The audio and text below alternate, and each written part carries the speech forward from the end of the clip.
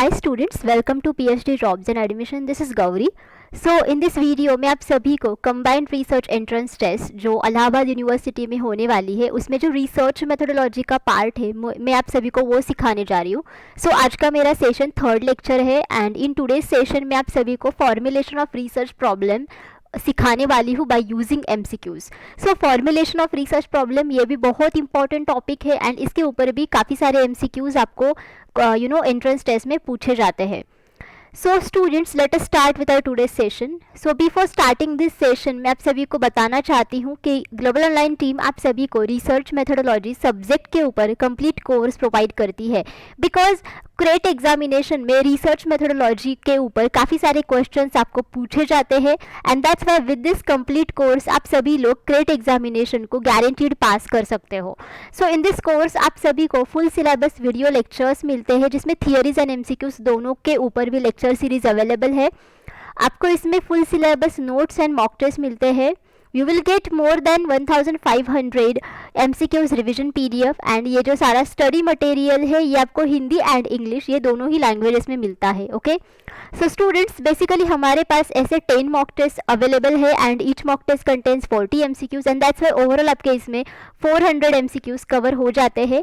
And ये जो revision PDF है इसकी मदद से आप सभी लोग काफ़ी जो टॉपिक्स है ये सारे टॉपिक्स की आप रिवीजन इसकी मदद से कर सकते हो एंड गारंटीड आपको 80% MCQs इसी में से मिलते हैं out of 100% MCQs in your research methodology section of entrance test. Okay so students, अगर आपको कोर्स को परचेस करना है देन ईदर आप ग्लोबल ऑनलाइन ऐप डाउनलोड कीजिए जिसके लिए मैंने लिंक इस वीडियो के डिस्क्रिप्शन बॉक्स में आप सभी के साथ शेयर की है, या फिर आप इनमें से किसी भी नंबर्स पर जाकर व्हाट्सएप थ्रू मुझे कांटेक्ट कर सकते हो. एंड जो कोर्स की फ़ीस है वो सिर्फ 699 रुपीज़ है, तो काफ़ी कम है स्टूडेंट्स. एंड जब भी आप कोर्स को परचेस करते हो देन ग्लोबल ऑनलाइन टीम आप सभी को स्टेप बाय स्टेप जो गाइडेंस होता है वो भी देती है and as well global online team आप सभी को 100% पासिंग गारंटी देती है कि आप सभी लोग गारंटीड क्रेट एग्जामिनेशन को पास कर सके. Okay so let us start with our today's session. Now the question 1 is formulation of a research problem depends upon. So यहाँ पे हमें काफ़ी सारे स्टेटमेंट्स प्रोवाइड किए हैं. सो इनमें से कौन से स्टेटमेंट्स ऐसे हैं जिनके आधार पर रिसर्च प्रॉब्लम हम लोग फॉर्म्यूलेट कर सकते हैं.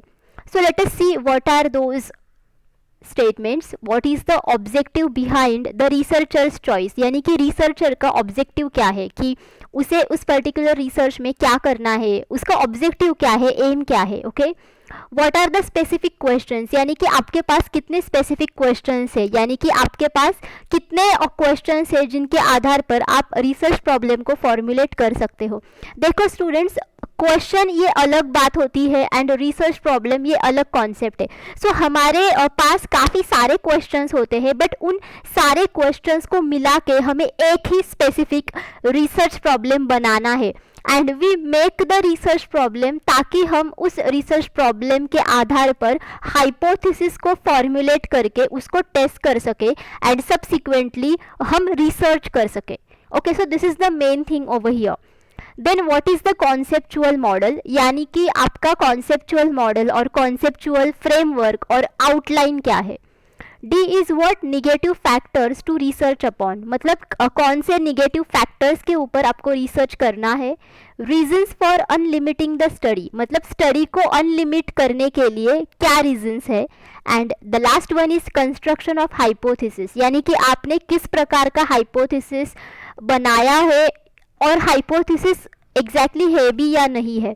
सो बेसिकली स्टूडेंट्स, मैंने आप सभी को तो समझा दिया है कि exactly what is research problem and जब भी आपको रिसर्च प्रॉब्लम को फॉर्मुलेट करना होता है देन रिसर्च प्रॉब्लम को फॉर्मुलेट करने के लिए काफ़ी सारी चीज़ें होती है, जैसे कि आपका ऑब्जेक्टिव क्या है रिसर्च करने के पीछे का, what is exactly your purpose, then कितने सारे स्पेसिफिक क्वेश्चंस है, बिकॉज क्वेश्चंस के आधार पर ही आप रिसर्च प्रॉब्लम बनाते हो and that's why question is really here vital. Third one is conceptual model क्या है, यानी कि whatever conceptual framework you have और क्या आउटलाइन है, किस आउटलाइन के साथ आप रिसर्च आगे का करोगे, that is okay and the fourth one is कि क्या हाइपोथेसिस है आपके पास, whether you have null hypothesis, you have research hypothesis, किस प्रकार का हाइपोथेसिस है and how you are going to test this hypothesis. Okay so in 4 चीज़ों के ऊपर आपका रिसर्च प्रॉब्लम बनता है. Okay and that's why the correct answer over here is 3, that is A, B, C and F. and किन negative factors के ऊपर research करना है, ये तो एक्चुअली ये स्टेटमेंट ही गलत है स्टूडेंट्स, बिकॉज हम लोग रिसर्च प्रॉब्लम के ऊपर करते हैं, not on the negative factors, right. So ये एलिमिनेट हो गया. एंड एज वेल अध्ययन को सीमित करने के कारण, no this is also incorrect in terms of research methodology. Okay and that's why ये भी एलिमिनेट हो गया. Okay a good review of the research literature aims at, देखो a good review of the research literature का aim क्या है. So whether it is subjective analysis of the content, यानी कि किसी भी कंटेंट का सब्जेक्टिवली एनालिसिस करना, then providing information about the authors and there affiliations. Okay मतलब ऑथर्स एंड उनके जितने भी सारे एफिलिएशंस है उनके रिगार्डिंग इंफॉर्मेशन प्रोवाइड करना, generating research questions and validating those questions, यानी कि रिसर्च क्वेश्चन को जनरेट करना एंड उन्हीं रिसर्च क्वेश्चन को वैलिडेट भी करना कि whether those research questions are authentic और नॉट. Conducts multiple task based screening. Okay मतलब टास्क बेस्ड स्क्रीनिंग कंडक्ट करना. ओके यानी कि स्क्रीनिंग का मतलब होता है कि छानना. Okay so multiple task based छानना वगैरह ऐसी कुछ चीज़ें करना. सो बेसिकली स्टूडेंट्स जो review of the research literature होता है, इसका मतलब होता है कि जिस टॉपिक के ऊपर हम सभी लोग स्टडी करना चाहते हैं उन्हीं टॉपिक के ऊपर पिछले ऑथर्स ने, पिछले रिसर्चर ने क्या काम किया था, उसके रिगार्डिंग जितनी भी सारी इन्फॉर्मेशन है वो इन्फॉर्मेशन को हासिल करना, उस इन्फॉर्मेशन को देखना, स्टडी करना. This is nothing but review of the research literature. And हम लोग लिटरेचर को रिव्यू करते हैं ताकि हम लोग रिसर्च क्वेश्चन को जनरेट कर सके, ताकि हम लोग उन रिसर्च क्वेश्चन को वैलिडेट कर सके कि वेदर वो रिसर्च क्वेश्चन वाकई में ऑथेंटिकेट है या नहीं. Okay, and that's why the correct answer over here is 3. Okay, this is the basic aim of a good review of the research literature. Okay, which of the following is not a source of history on the basis of availability? Okay मतलब इनमें से कौन से options ऐसे हैं जो history के लिए सोर्स नहीं हो सकते. सो whether it is oral traditions, यानी कि मौखिक परंपराएं, यानी कि जो हम लोग आज तक हमारे बुजुर्गों से सुनते आए हैं, दैट थिंग. ओके मतलब जैसे कि हमारे पेरेंट्स जो चीज़ें हमारे उनके पास के बारे में बताते हैं, so these are the oral traditions. Okay then archaeological sources, यानी कि जो हिस्ट्री में जितने भी सारे आर्कियोलॉजिकल यू कैन से कि सिटीज़ थे, देन आर्कियोलॉजिकल जितने भी सारे ऑब्जेक्ट्स थे वो. देन विटनेस अकाउंट्स, यानी कि विटनेस ओके जैसे कि कोर्ट में होते हैं वैसे. देन लिटरेरी सोर्सेस, यानी कि साहित्यिक स्रोत, जैसे कि अभी हमने देखा लिटरेचर. ओके यानी कि जो पास्ट में जितने भी सारे टॉपिक के रिगार्डिंग रिटन अकाउंट में जो बुक्स थे या फिर रिसर्च पेपर्स थे वो.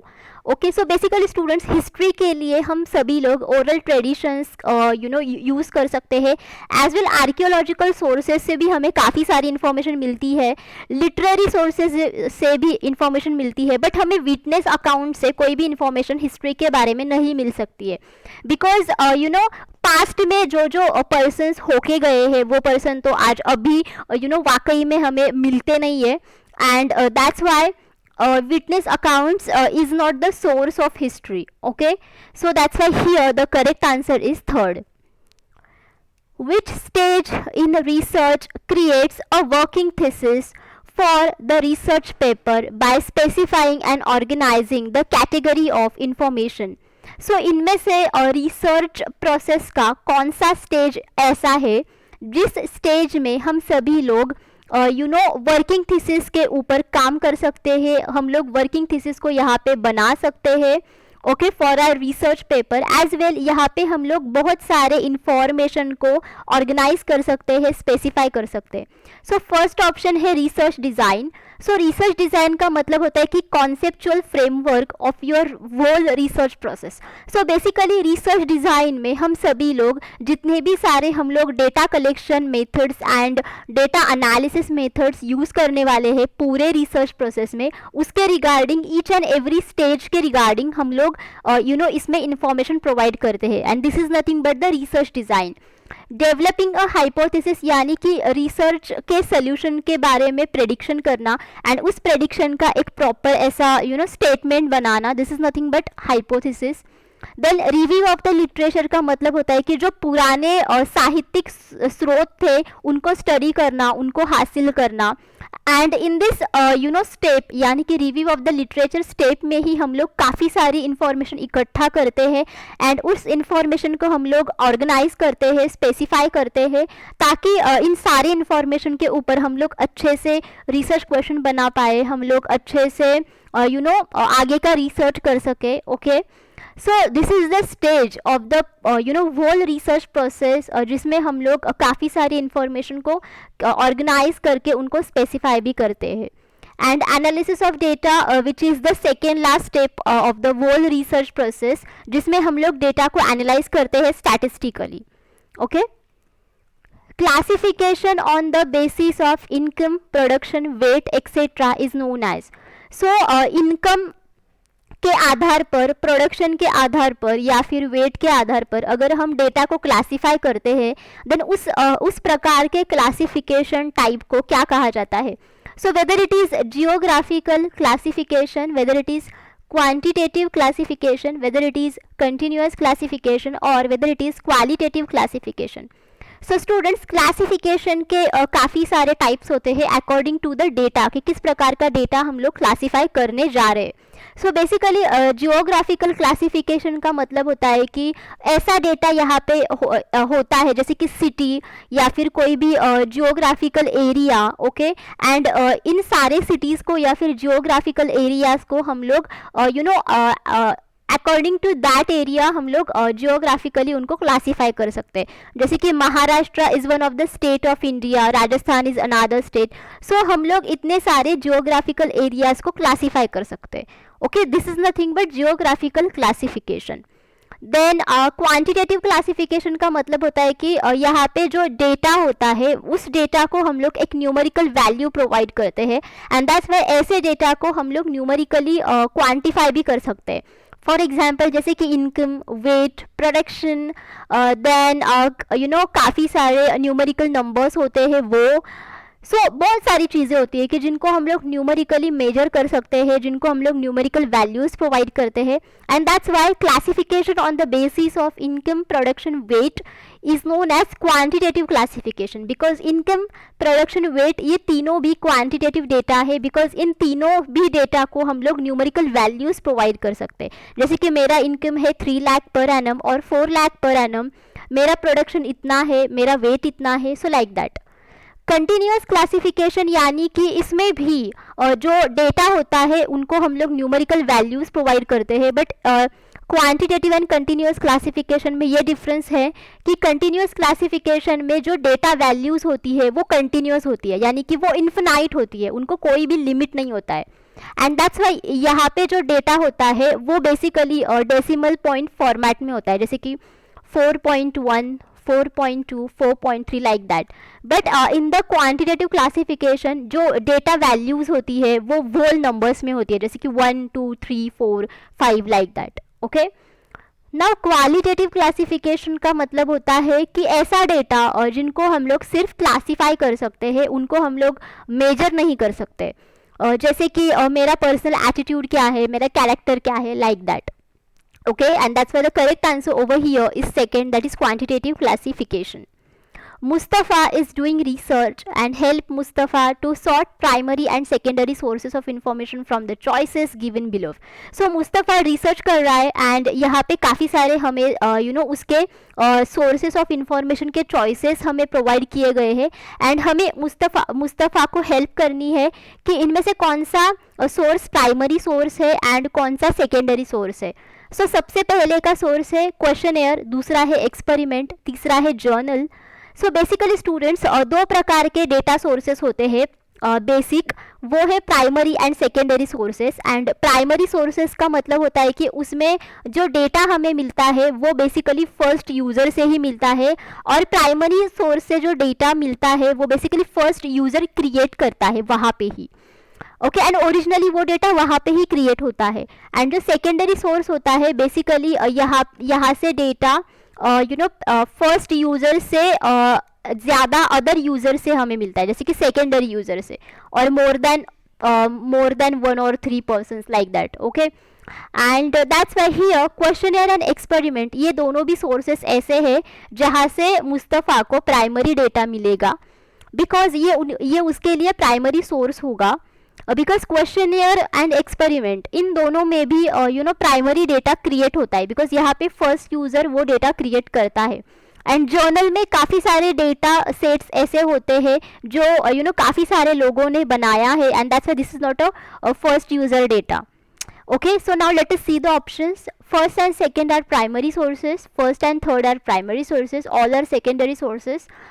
Only 2 is the primary source. So just according to our information, first and second ये दोनों भी primary sources है, and journal ये secondary source है. Okay, and that's why your correct answer should be 1. That is first and second are primary sources. Okay. Now next is an exhaustive and critical reading of the available literature on the research topic prior to its investigation is called as. Okay, so किसी भी research topic को study करने से पहले हम लोग सबसे पहले उसके रिगार्डिंग जितनी भी प्रायर इन्फॉर्मेशन होती है जो पास्ट में थी अब भी है हमारे पास, वो सारे इन्फॉर्मेशन को हम लोग क्या करते हैं, क्रिटिकली रीड करते हैं, उनको क्लासीफाई करते हैं, उनको ऑर्गेनाइज करते हैं. सो इन सारे प्रोसीजर को क्या कहा जाता है, whether you call it as researching of literature या फिर रिव्यू ऑफ लिटरेचर या फिर असेसमेंट ऑफ लिटरेचर या फिर classification of literature. Obviously students now you have understood that it should B review of literature, because इसमें से सिर्फ review of literature ये एक ऐसी रिसर्च प्रोसेस की स्टेप है जो रिसर्च मेथोडोलॉजी में आती है. एंड रिव्यू ऑफ लिटरेचर का मतलब यही होता है कि जो रिसर्च टॉपिक के ऊपर हम लोग स्टडी करने जा रहे हैं उस रिसर्च टॉपिक के रिगार्डिंग जितनी भी सारी साहित्यिक इंफॉर्मेशन हमारे पास है उन सब इंफॉर्मेशन को क्रिटिकली रीड करना, उनको क्लासीफाई करना, उनको ऑर्गेनाइज करना. Okay, and that's why here the correct answer should be second. Okay, A literature review is characterized by all of the following except. So यहाँ पे हमें literature review के characteristics provide किए हैं, एंड इनमें से सभी कैरेक्टरिस्टिक्स है लिटरेचर रिव्यू के, बट इनमें से एक ही ऑप्शन ऐसा है जिसमें लिटरेचर रिव्यू के कैरेक्टरिस्टिक्स नहीं है. सो हमें इस वैसे ऑप्शन को यहाँ पे देखना है, सिलेक्ट करना है. So first of all it is summarise and report each article, then use important topics as the organisational structure of the review, analyze all articles for similarities and differences related to major topics, discuss implications relative to the research problems. Okay, so यानी कि अनुसंधान समस्याओं के सापेक्ष निहितार्थों पर चर्चा करें. So basically students मैंने आप सभी को समझा तो दिया है कि what is exactly literature of review, जिसमें हम लोग प्रायरली जितनी भी सारी इंफॉर्मेशन होती है उसको हम लोग इकट्ठा करके उसके ऊपर काफ़ी सारे स्टडीज़ करते हैं ताकि हमें आगे का रिसर्च अच्छा जाए, एंड एज वेल आगे के रिसर्च के लिए हमें काफ़ी सारी इंफॉर्मेशन ओनली लिटरेचर रिव्यू से ही मिलती है. Okay, and that's Y literature review में हम लोग काफ़ी सारे इंपॉर्टेंट टॉपिक्स का इस्तेमाल करके उसके लिए एक ऑर्गेनाइजेशनल स्ट्रक्चर बनाते हैं. So second is the characteristic of literature review. As well हम लोग यहाँ पे काफ़ी सारे आर्टिकल्स को भी एनालाइज करते हैं ताकि उनके जो सिमिलैरिटीज़ है, उनके जो डिफरेंसेस है related to major topics. Okay, so ये भी एक कैरेक्टरिस्टिक है लिटरेचर रिव्यू का, एंड एज वेल जितने भी सारे इम्प्लीकेशंस होते हैं ओके रिगार्डिंग रिसर्च प्रॉब्लम उनको भी हम लोग यहाँ पे डिस्कस करते हैं. सो this is again one of the characteristic of literature review. But literature review में हम लोग आर्टिकल को रिपोर्ट नहीं करते हैं या फिर उनको समराइज नहीं करते, बिकॉज इसका मतलब होता है कि this is basically the last step of any research process. Okay, this is not the literature review step. Okay, and that's why the correct answer over here is 1, which is not the characteristic of literature review. Okay, what is encyclopedia edited content called as? Now encyclopedia पे जितने भी content हमें मिलता है, so basically encyclopedia को कोई भी person edit कर सकता है according to the information or knowledge he or she has, right? सो ये बेसिकली इन्फॉर्मेशन क्या होती है, whether it is primary source, weather it is infinite source, weather it is continuous source और सेकेंडरी सोर्स. जैसे कि मैंने आप सभी को इसी वीडियो में बताया था कि 2 प्रकार के सोर्सेस होते हैं प्राइमरीली, एंड वो होते हैं primary source and secondary source. So हमें ये जो बीच के 2 ऑप्शंस है इनको तो वैसे भी हमें एलिमिनेट करना है, बिकॉज ये 2 तो हमारे आंसर्स आ नहीं सकते, बिकॉज ये कोई सोर्स के टाइप्स है नहीं. सो हमें सिर्फ ये 2 ऑप्शंस में से चूज करना है, whether it is primary source या फिर secondary source. So now all of you getting that कि एनसाइक्लोपीडिया पे काफ़ी सारे लोग अपने अपने इंफॉर्मेशन डालते हैं, so according to their knowledge, and that's why ये तो प्राइमरी सोर्स हो ही नहीं सकता, because this information is not created by the first user. Okay, काफ़ी सारे यूज़र्स इस इंफॉर्मेशन को एडिट करते हैं. Okay, and that's why this is the secondary source. Okay, so encyclopedia edited content is nothing but what? The secondary source. Next is a tertiary source of data is called. Now students, जैसे कि मैंने आप सभी को बोला कि 2 प्रकार के प्राइमरी सोर्सेस प्राइमरीली सोर्सेस होते हैं, जैसे कि primary and secondary, but again tertiary source of data भी होता है. So what is that? So whether it is films, hoardings and posters, or government gadget, newspapers and magazines, or whether it is information derived from both primary and secondary sources, या फिर data collected from policy papers, what should be the tertiary source of data? So basically students, जो data हमें primary and secondary source दोनों से भी मिलता है, basically जो डेटा हम लोग दोनों भी सोर्सेज से डिराइव करते हैं उसे टर्शियरी सोर्स ऑफ डेटा कहा जाता है, and that's why the correct answer over here is 3. Okay, and जो टर्शियरी सोर्स ऑफ डेटा होता है, I can give you the example, जैसे कि बिब्लियोग्राफी. देखो बिब्लियोग्राफी में दोनों भी प्रकार के सोर्सेज होते हैं, जैसे कि primary and secondary. Because bibliography में हम लोग काफ़ी सारी बुक्स की इंफॉर्मेशन प्रोवाइड करते हैं, एज वेल काफ़ी सारे रेफरेंसेस की भी इंफॉर्मेशन प्रोवाइड करते हैं, एंड एज वेल अगर कोई भी फर्स्ट यूज़र डेटा होता है उसे भी हम लोग उसमें प्रोवाइड करते हैं, and that's Y bibliography is again the you can say कि टर्शियरी सोर्स ऑफ डेटा, और bibliography of the bibliography is actually completely tertiary source of data. Okay, now next is now research process begins with. ये तो बहुत easy question है students, and I want कि आप सभी लोग इस क्वेश्चन का आंसर मुझे कमेंट बॉक्स में दे दीजिएगा. Weather it is identification of research problem, research design, collection of data, report writing. So obviously students, अगर आपको किसी भी रिसर्च प्रोसेस को बिगिन करना है then you should have a proper research problem, because अगर आपके पास रिसर्च प्रॉब्लम है नहीं then how you are going to solve that research. Okay, and how you are going to do the research. Okay, and that's why the correct answer here is 1, that is identification. Identification of the research problem is the first step of any kind of research process. Okay, which is an important feature of a good research plan. So plan. Now यहाँ पे हमें काफ़ी सारे information provide की है regarding good research plan. सो इनमें से कौन सी इंफॉर्मेशन ऐसी है जो इम्पॉर्टेंट फीचर है गुड रिसर्च प्लान के. Okay, so whether it is a good research design gives minimal experimental error. मतलब ये एक ऐसा रिसर्च प्लान होना चाहिए जिसमें गुड रिसर्च डिज़ाइन है, एंड इस डिज़ाइन को यूज़ करने के बाद हमें काफ़ी कम एक्सपेरिमेंटल एरर्स मिलते हैं. Good research design should be flexible, efficient and appropriate. So good research design ये फ्लेक्सिबल होनी चाहिए and not fixed, as well it should be efficient, यानी कि हमारे जो आउटकम होंगे फ्रॉम दिस रिसर्च डिज़ाइन ये काफ़ी अच्छे होने चाहिए। एंड एज वेल ये रिसर्च डिज़ाइन अप्रोप्रिएट होने चाहिए, मतलब जैसे हमें चाहिए वैसे ही। Good research design should be economical. Economical का मतलब होता है कि ये रिसर्च डिज़ाइन ऐसा होना चाहिए जो बेसिकली वर्थ ऑफ मनी हो सके, एंड एज वेल सोसाइटी के लिए कोई भी इसकी वजह से प्रॉब्लम ना आ जाए। And that's why students the correct answer over here is 4, because ये सारे के सारे बहुत ही इम्पॉर्टेंट गुड रिसर्च प्लान के फीचर्स है। जैसे कि एक्सपेरिमेंटल एरर कम होनी चाहिए, it should be flexible, efficient, appropriate and as well economical.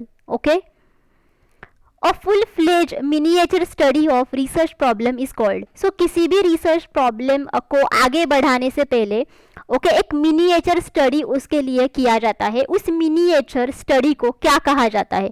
So whether it is pre testing, pilot study, detailed study, analytical study. So देखो ये एक मिनिएचर स्टडी है, यानी कि ये स्टडी बहुत ही कम समय तक होगा, एंड एज वेल बहुत ही कम पार्टिसिपेंट्स के ऊपर भी होगा। ओके, एंड दैट्स व्हाई ये तो डिटेल्ड स्टडी और एनालिटिकल स्टडी हो ही नहीं सकता, because detailed and analytical study ये काफ़ी सारे पार्टिसिपेंट्स के ऊपर किया जाता है, एंड एज वेल ये बहुत लंबे समय तक किया जाता है। So we need to choose from these options whether ये प्री टेस्टिंग होगा या फिर pilot study. So students the correct answer over here is second, that is pilot study. Because ऐसे स्टडी को पायलट स्टडी कहा जाता है, जिसका मतलब होता है कि आप सभी लोग बेसिकली आगे के रिसर्च प्रोसेस को वेदर इट इज़ फिजिबल और नॉट, इसको टेस्ट करने के लिए आप ये स्टडी करते हो, एंड ये स्टडी बहुत ही कम समय में किया जाता है, एंड बहुत ही कम पार्टिसिपेंट्स के ऊपर भी किया जाता है। ओके, एंड प्री टेस्टिंग का मतलब होता है कि किसी भी टेस्ट को करने से पहले हम लोग प्री टेस्टिंग करते हैं। That is nothing but the pre testing. जैसे कि देखो डायग्नोस्टिक और टेस्ट में भी काफ़ी सारे प्री टेस्टिंग होती है, सो लाइक दैट। सो इसका मतलब ये नहीं होता है कि ये एक फुल फ्लेज मिनिएचर स्टडी है जो रिसर्च प्रॉब्लम के लिए की जाती है। So that's why the correct answer over here is second. और research problem is feasible only when. So देखो रिसर्च प्रॉब्लम कब संभव है? ओके, सो जब ये रिसर्चेबल होता है तब, या फिर जब ये हमारे नॉलेज में नया कुछ ऐड करता है और नया नॉलेज हमें देता है तब, या फिर रिसर्च प्रॉब्लम के पास एक यूटिलिटी है एंड रिलेवेंस है तब, या फिर all of the above. So students research problem संभव होता है जब वो रिसर्चेबल होता है, एज वेल जब रिसर्च प्रॉब्लम की वजह से हमें नॉलेज मिलता है या फिर हमारे नॉलेज में ग्रोथ होती है तब, एंड एज वेल जब भी रिसर्च प्रॉब्लम को सॉल्व करने के बाद हमें कुछ ना कुछ उसका यूज होता है तब, and as well research problem should have relevance to the problems in the society, and तभी वो संभव होता है। Okay, so the correct answer is all of the above. So अगर रिसर्च प्रॉब्लम के पास ये सारे के सारे कैरेक्टरिस्टिक्स है तब भी रिसर्च प्रॉब्लम फिजिबल है। Okay, which of the following is not a criterion for the statement of a good research problem. So इनमें से कौन सा क्राइटेरिया ऐसा है जो क्राइटेरिया हम लोग यूज नहीं करते हैं जब हम गुड रिसर्च प्रॉब्लम को फॉर्म्यूलेट करते हैं?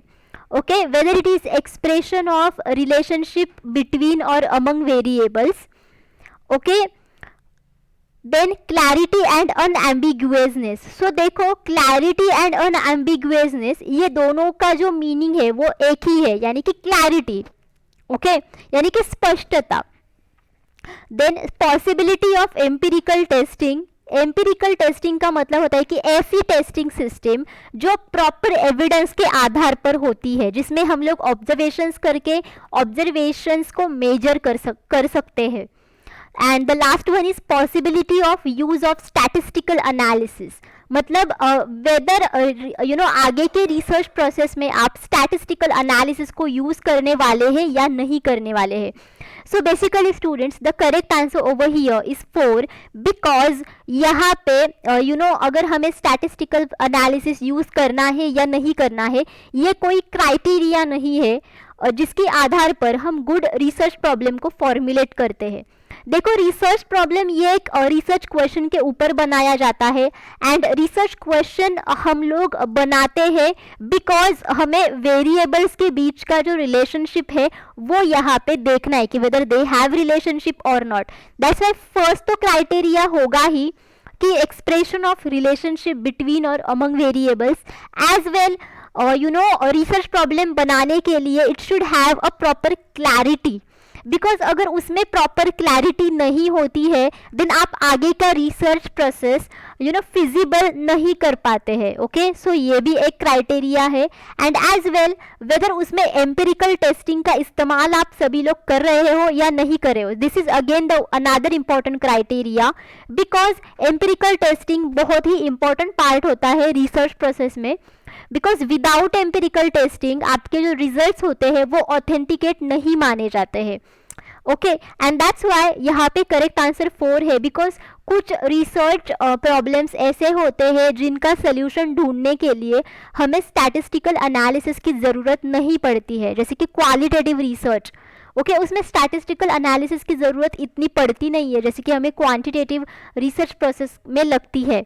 Okay, so that's Y here the correct answer is 4. So students, thank you for watching this session. I hope all of you understood जितना भी मैंने आप सभी के साथ डिस्कस किया है, and again this topic is really very important in terms of your PhD course work and as well for your entrance examination. So फिर भी अगर आपको कोई भी डाउट है आप मुझे कमेंट करके पूछ सकते हो. ओके